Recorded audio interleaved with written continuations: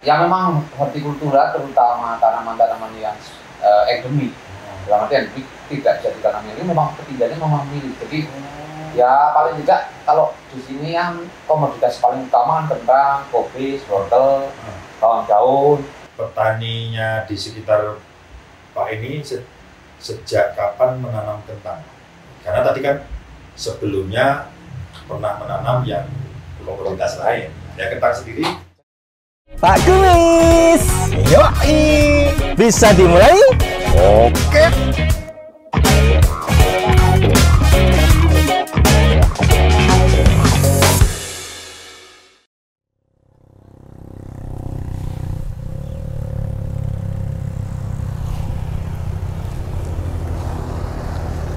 Halo sahabat visi, apa kabar? Semoga selalu dalam keadaan sehat dan tetap semangat. Assalamualaikum warahmatullahi wabarakatuh. Jumpa lagi dengan saya Pak Kumis, tentunya dalam acara kesayangan kita P3K, Podcast Pojok Pak Kumis. Sahabat visi, kali ini saya berada di salah satu sentra penanaman kentang di Jawa Tengah, tepatnya di Kabupaten Banjarnegara. Sebagaimana kita tahu, Banjarnegara merupakan salah satu dari 5 kabupaten penghasil kentang terbesar di Jawa Tengah. Merujuk data dari BPS tahun 2023, luas panen kentang di Banjarnegara mencapai 4.400 hektar dengan produksi mencapai sekitar 8.079 ton. Nah, menariknya di sini, varietas kentang produk dari PT BC International Tbk sudah mulai berkembang dan ikut mewarnai dunia perkentangan para petani setempat. Seperti apa varietas BC berkembang di Banjarnegara? Kita akan membahasnya bersama salah seorang petani kentang senior, yaitu Bapak Eka Agus Susilo. Selain petani, beliau juga merupakan penangkar bibit kentang yang sekaligus pembina Asosiasi Petani Kentang di Dieng. Jadi, jangan kemana-mana, simak terus podcast ini, karena kita langsung temui Pak Agus di kediamannya sesaat lagi. Assalamualaikum. Waalaikumsalam. Sehat Pak? Iya. Alhamdulillah. Nun sewu, Pak minta mau nih berteduh. Oh nggak apa-apa nih, kebetulan baru hujan ini. Pas sampai sini. Nah. Pas hujan Pak. Oh, dari mana tadi Pak? Tadi dari lahan kan saya tanya lahannya Pak Agus ya, bener ya? Betul. Nah, Pak Agus itu mau ini loh Pak, mau istilahnya itu mau mengorek apa keberhasilannya Pak Agus itu sebagai salah satu petani senior di dalam kentang ini loh Pak. Tadi saya kan lahan, wah ternyata hamparannya luas sekali. Tadi kan pas tak suruh nganter ini Mas. Oh, Mas Teguh tadi. Malah Mas Teguh di sini duluan. Ya, tempatnya mana itu cuma ditunjukin kok gitu. Oh. Ya saya tapi nggak kesasar ini Pak. enggak, tadi keliling-keliling cuma nanti belok sana Pak, pas Gapura belok sini. Ya udah, saya mau lihat dulu. Ternyata Pak ya. Di daerah sini itu memang untuk tanaman petani itu pertanian khususnya horti itu sangat luas ya Pak. Ya memang di sini sebenarnya memang horti. Horti ya. Horti. Jadi komoditas utama petani di kawasan Dieng khususnya khususnya di daerah sini, tempat saya tinggal itu hortikultura. Jadi kalau dulu sih ada perkebunan kayak teh, tapi sekarang karena sudah ibaratnya kurang menjanjikan, akhirnya dibongkar dan berubah ya. Jadi tetap hortikultura yang kita pilih. Kalau selepas mata memandang ya Pak, itu kan lahan perbukitan kayak gitu ya. Betul. Terus kalau nggak salah tadi saya cek di sana Pak, di lahannya Pak Agus tadi itu kalau nggak salah ketinggiannya ini kurang lebih 1.600-an meter di atas. Bener ya Pak ya? Betul, jadi di sini yang memang hortikultura terutama tanaman-tanaman yang endemik, dalam arti endemik tidak bisa ditanam ini memang ketinggiannya memang miris. Jadi ya paling tidak kalau di sini yang komoditas paling utama kan kentang, kopi, wortel, bawang daun, cabai ya sebagian kecil lah. Itu memang memerlukan ketinggian yang apa ya? Karena kaitannya dengan suhu. Jadi biar tumbuhnya optimal tetap harus dikatakan. Pak, kalau boleh tahu nama lengkapnya Pak Agus ya Pak? Kalau saya nama lengkap Eka Agus Susilo. Eka Pak Eko? Eka ya? Iya. Soalnya belakangnya kan ada Susilo ya. Cowok kan itu. Nah Eka itu kan sudah kayak Indonesia ya. Kalau Eka ya? Eka, kalau saya Eka. Kalau kita nggak ngomong tentang dulu deh. Ya, siap. Karena tadi saya dari sana itu terheran-heran Pak. Karena di komunitas kentang itu saya pribadi itu agak jarang ketemu, hanya di daerah-daerah tertentu. Nah, kebetulan kemarin kita dapat info dan saya nyambungnya ke Mas Teguh selaku petugasnya visi di daerah sini. Itu kan salah satu kabupaten 5 kabupaten terbesar penghasil kentang itu kan salah satunya Banjarnegara. Makanya saya itu kepo Pak. Sengaja tadi malam saya udah nyampe di sini cuma di Dieng Pak, nginep di Dieng. Wah, sampai nggak bisa tidur Pak. Kedinginan. Padahal ini berapa hari sudah agak hangat ini. Nggak bisa hujan kan? Ya, walaupun masih kemarau kan ini ada kiriman hujan. Kan nggak setiap hari kan? Nggak hujan. Sebenarnya sudah agak hangat dibandingkan dengan minggu yang lalu. Hangatnya Pak Agus. Betul. Biasa hidup di. Karena tadi malam saya kan terbangun dari tidur. Kira-kira jam 2 malam Pak. Saya cek itu suhunya sampai 12. Tidak di musim penghujan Pak. Kalau di sini malah dinginnya di musim kemarau. Gitu ya Pak? Betul, berbeda dengan dengan di kota. Itu kan kalau hujan kan dingin, di sini enggak. Daerah sana daerah panas Pak. Betul, saya tahu lah. Soalnya kalau saya berkunjung di sana juga kayak di oven. Untuk saya rencana dulu mau bisnis jualan AC itu. Oh, enggak laku Pak. Udah ngomong dulu gini, ini ada cerita agak menarik karena menurut informasi yang saya terima, walaupun saya baru ketemu Pak, saya itu SKSD Pak. Sok kenal sok kan. Gak apa-apa, lebih bagus itu Pak. Menurut informasi dari orang banyak, dari anggota Bapak, karena ya tadi ngobrol-ngobrol di lahan, ya, ini kan banyak petani kan. Ternyata beliau-beliau itu bilangnya, wah Pak Agus orangnya enak, suka humor kayak, wah cocok sekali, padahal belum ketemu ya. Nah, sekarang dari nama dulu deh, ada artinya. Kalau nggak salah, artinya gini, Eka itu kan, Eko itu satu, anak pertama. Pertama bener ya, anak pertama. Agus itu lahir dari Agustus. Kemudian Susilo itu kalau di bahasa Jawa itu artinya itu punya sopan santun atau tata krama. Bener nggak Pak? Betul. Ya, saya itu memang begitu. tapi menurut orang tua gini, jadi pas saya lahir itu zaman dulu, bapak saya kan kebetulan perangkat desa ya. Itu waktu itu pas saya lahir itu bapak sedang mengerjakan sensus. Makanya sus itu sensus. Bisa. Jadi Susilo itu. Jadi saya nggak tahu ditambah Susilo, tapi bapak bilang itu dulu pas kerjakan sensus. Sensus penduduk. Betul. Namanya ada susnya supaya pantas tambah Susilo. Tapi artinya bagus Pak.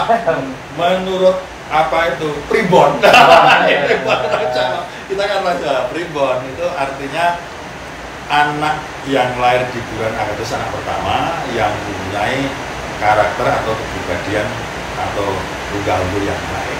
Iya. Beda dengan ini Pak. Ini juga ada artinya. Iya. Nama lengkapnya siapa? Teguh Prasetyo. Teguh Prasetyo.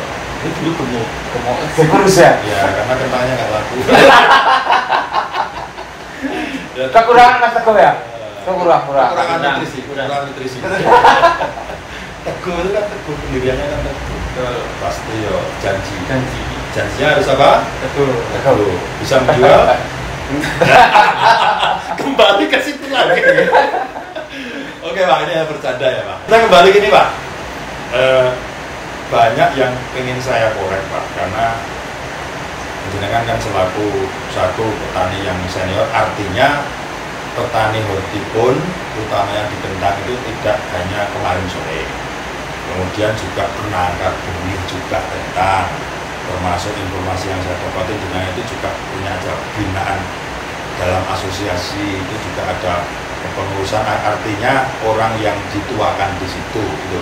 Nah makanya dari dasar itu saya sengaja datang jauh-jauh di sini, memang mau apa ya istilahnya sharing Pak, sharing barangkali obrolan kita, bincang-bincang kita tadi nanti bisa didengar oleh masyarakat luas, terutama sahabat visi dimanapun berada, sehingga terinspirasi Pak dengan apa yang Pak Agus kerjakan dengan teman-teman yang di sekitar sini. Kembali kita ke pertanyaan secara umum Pak. Di daerah Dieng dan sekitarnya termasuk sini Pak, itu kira-kira yang lahan, ini kan tadi dibilang di awal bahwa memang dalam persentasenya itu hampir 100% horti ya Pak ya? Betul. Tidak ada tanaman pangan? Nggak ada. Seperti jagung, nggak ada. Nggak ada ya? Nggak ada. Hampir nggak ada. Hampir nggak ada ya, dibilang semua horti.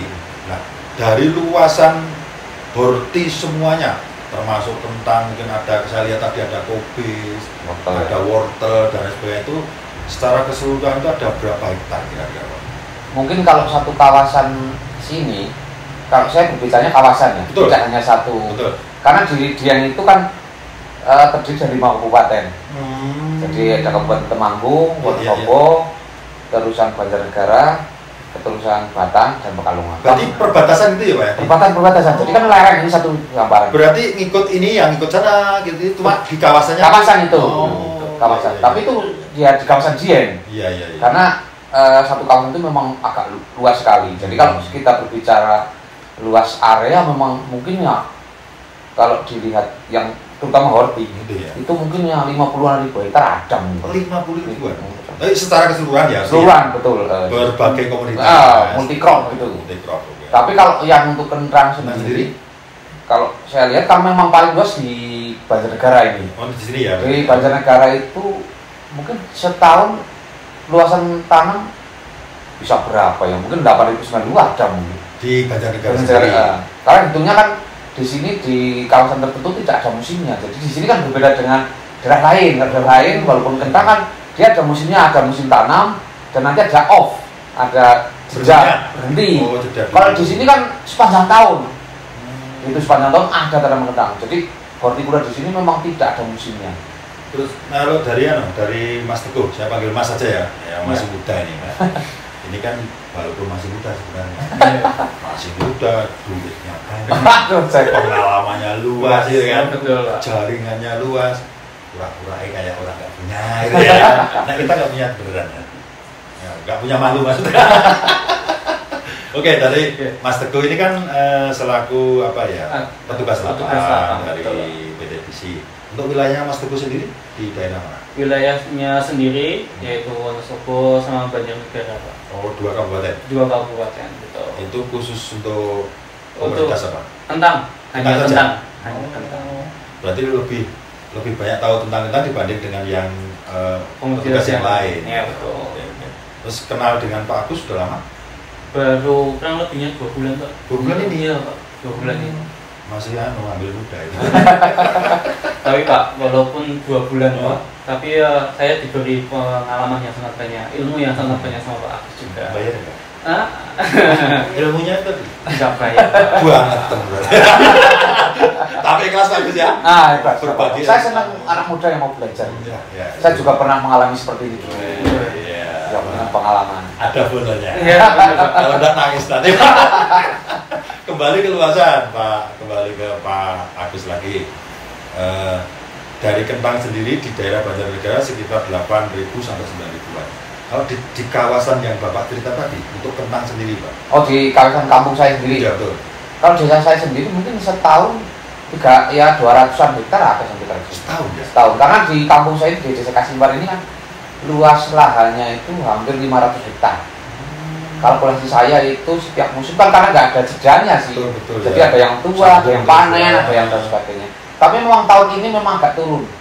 Tahun 2004. Kenapa Pak? Kenapa? salah Ini satunya maaf saya potong. Yang turun itu di komunitas kentang atau seluruh? kentang. Kentang aja. Kentang mungkin satu Indonesia turun semua. Itu ya. Ya, jadi bukan apa-apa. Jadi di 2 musim yang lalu itu kentang itu kan maksudnya dia kan tanaman yang batangnya tidak kokoh lah. Jadi makanya tadi Bapak lihat ada gajir itu bertanya gajirnya gitu gitu. Lah, satunya itu pernah terjadi kemarin itu 2 musim itu ada angin. Angin besar yang alam berarti. Ada alam. Jadi kalau dulu kan ya tadi Bapak sudah bilang ilmu titan Jawa kan ada itu. Betul. Itu di luar prediksi kita gitu loh. Harusnya sudah tidak keluar angin itu kan. Ilmunya luntur Gitu. Jadi saktinya salah prediksi. Jadi ya termasuk saya sendiri juga kemarin ya ibaratnya koprol gitu. Koprol juga balik. Belum. Gulung jadi nemen. Teman saya namanya Turak Sanitasi tadi. Alexander tadi. Senangannya koprol, Pak. Karena gulung. Tapi gulung-gulungnya enggak, ini kita kerugiannya luar biasa kemarin. Gulung karena modalnya itu tadi. Lah iya betul. Itu gulung karena gilanya kumat, Pak. Tapi obatnya bawa ya? Bawa. Aman. Suntik rabies. Jadi gitu. Jadi 2 musim itu akhirnya kan kita kehabisan amunisi ibaratnya. Jadi yang nanam kentang kan hanya tinggal mungkin 20%, 30% dari normalnya. Yang masih punya ya berarti. Dia dalam arti dia punya saving lebih atau mungkin usaha lainnya untuk menopang itu. Nah makanya sekarang kemarin itu harga kentang sayur itu sampai tembus 18.000 sayur itu. Karena, itu rekor sepanjang saya jadi petani itu. Karena kelangkaan itu tadi ya. Ya itu memang. Kelangkaan panen berarti ya. Jadi panennya turun, susah dirawat. Jadi kadang-kadang harga mahal sih belum. Saya berbicara real ya. Betul. Jadi kalau di sayur itu kadang harga mahal belum tentu mengembalikan modal atau bagaimana? Bukan, belum tentu hasil keuntungannya tinggi. Iya. Karena apa produksinya rendah. Nah, gitu loh. Maksudnya kalau prinsip saya kan gini, bisnis itu kan kontinuitas lah, keberlanjutan. Kalau bisa itu ya produksinya yang tinggi walaupun harga murah pan masih untung. Ya, soalnya dikalikan dapat sekian. Tuh, terus konsumen juga tidak menjerit. Harga mahal tapi produksinya turun sekali. Lah kemarin yang biasa mungkin dapat 10 ton di lahannya, itu paling 1 ton. Itu nggak menurun lagi, Pak. Drastis kan? Anjlok. Nah, itu makanya koprolnya 2 kali, Pak. Nah, ini baru mulai bangkit lah, maksudnya dalam arti petani baru mulai tanam, moga-moga di musim ini bagus-bagus jadinya tetap karena gini di sini kan memang sektor pertanian kan penunjang ekonomi nomor 1 sih, hortikultura. Dan di kentang itu memang padat pekerjaan dan padat modal. Itu ya. Coba bayangkan kalau tanam kopis, wortel kan pekerjaannya kan sedikit, jadi bedeng apa, semprot. Kalau kentang kan ada namanya banyak perawat lah. Ya. Tuh, jadi ada yang musuh pupuk, ada penjual obat dan sebagainya yang di situ siklusnya puterannya banyak banget. Dan modalnya memang tinggi, jadi ekonomi tetap berjalan. Nah kalau yang lain kan nggak begitu. Nah makanya begitu kentang itu drop, ekonomi lesu, Pak. Daerah sini. Kalau Pak, ini kita bicara luasan tadi kembali ke luasan yang notabene untuk ditanami kentang sendiri. Itu ada sekitar kalau nggak salah minimal di daerah sini aja 8.000 sampai di Kabupaten Negara ya, negara sekitarnya. Itu dalam setahun dengan luasan segitu itu perolehan hasilnya itu sekitar berapa, Pak, dengan luasan itu? Rata-rata lah kita ambil. Ya kita ambil rata-rata kalau kita produksinya normal lah, nggak terlalu tinggi, nggak terlalu rendah. Kadang-kadang kan tergantung musim tadi. Betul, musim bagus, pas tinggi. hama penyakitnya berkurang ya kan? Betul. Itu harganya tinggi ya, meroket itu dengan yang kadang-kadang harga di bawah rata-rata itu secara flat aja, Pak. Kalau produktivitas rata-rata kita hitung real ya? Ya real. Itu bisa dicapai dan bisa tercapai juga, maksudnya segala musim bisa dapat lah. Itu rata-rata produktivitasnya 15 ton per hektar. Kurang lebih ya? Kurang lebih segitu. Itu kalau diambil rata-rata? Rata-rata realnya. Itu kalau kondisi tidak angin, tidak, maksudnya force majornya. Betul. Kita bicara normal. Maksudnya dalam arti kalau untuk kendala alam, angin atau terserang musuh dan lain sebagainya itu kan kita prediksi karena kita tidak bisa istilahnya mencegah itu. Namun karena kalau dari sisi hama atau penyakit besar bisa dikendalikan lah. Ya, apalagi kita tahu sendiri kan Mas, beliau ini kan salah seorang petani yang tidak hanya kemarin sore, artinya kan senior pun itu kan beliau banyak pengalaman. Dari sisi petani, Pak, petaninya di sekitar Pak ini sejak kapan menanam kentang? Karena tadi kan sebelumnya pernah menanam yang komoditas lain, ya kentang sendiri. Jadi kalau kentang di kampung saya di daerah sini ya, Daerah itu bukan awal Banjarnegara, daerah Dieng itu tahun 70-an, 80-an. Kalau sini ya tahun 90-an mulai. Baru ya. Baru. Jadi dulu itu kalau kakek saya, mbah saya itu kan memang petani bako. Bako terus ganti kopi, terus akhirnya beralih ada kentang. Berarti Pak, termasuk Pak Agus itu sebelum terjun ke Horti ini pernah apa usaha yang lain? Kalau zonasinya itu ada 3. Yang pertama di ketinggian 1.200 sampai 1.400-500 lah. Itu zona pertama itu. Kalau di Banjarnegara sama Wonosobo beda-beda, Pak. Kalau Bedanya di Banjarnegara itu mulai dari paling bawah sampai paling atas ada semua. Ada semua. Sedangkan di Wonosobo itu menengah sama atas saja. Menengah sama atas. Ada usaha ini juga tembakau, jadi pegawai apa dan lain sebagainya, jadi manol atau apa tadi. Menekuni sendiri tidak ikut orang tua itu sejak kapan? Bertani secara umum, Pak?